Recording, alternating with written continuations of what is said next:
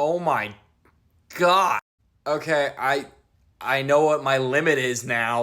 I think I'm 9 chapters away from finishing Hunting Adeline. I'm not gonna finish it tonight because it's like 2 hours and it's close to my bedtime. But like, I finished the first part and I think I need to contact a therapist. Jesus Christ! Like I was like emotionally distraught. I almost feel like I need to join a support group after reading that. I now know what my limit is because if it gets worse than that, I don't want it. Haunting Adeline, I enjoyed a lot.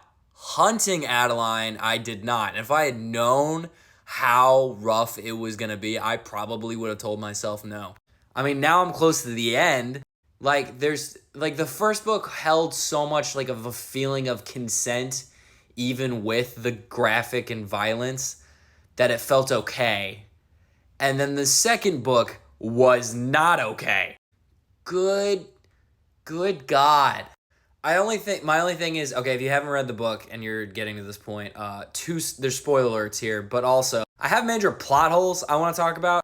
First, the second Rio mentioned that they were holding his sister, why didn't Adeline then be like, oh, well, we'll just call Zaid, he'll come save me, and I will convince him to save your sister because you helped save me. Which is what happens anyways, but it's like a month later. Like, if she had just told him to contact Zaid, like, he could literally have texted Zaid and be like, this is where we're at. And they could have saved her. They could have caught Claire and everyone else at that exact time. That was my first thing. The second thing is when Zaid buys all the women from that show, and the Russian woman who was with Adeline tells him about Francesca and everything, and she goes, yeah, Francesca and her brother. He doesn't ask her brother's name at the time. He waits like a ton, like 10 hours of searching for Francesca.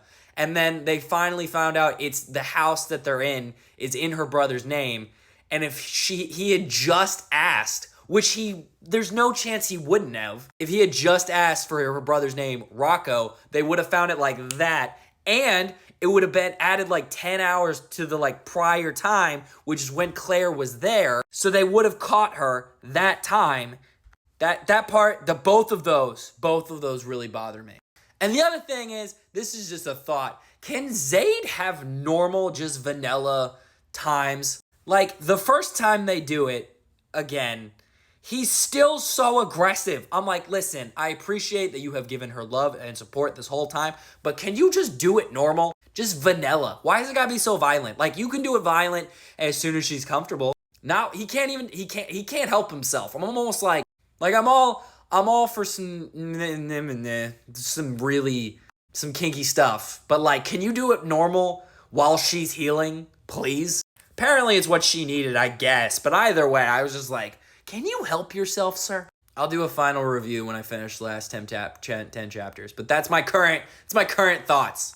Oh, side note, if you stuck around this long, are the spin-offs with Sibby, because she is my favorite character, are they just as bad as this one? Because I kind of want to read the spin-offs, but they're just as bad. I don't think I'm going to do it. Like, are they haunting Adeline levels or hunting Adeline levels? Because that makes a major difference.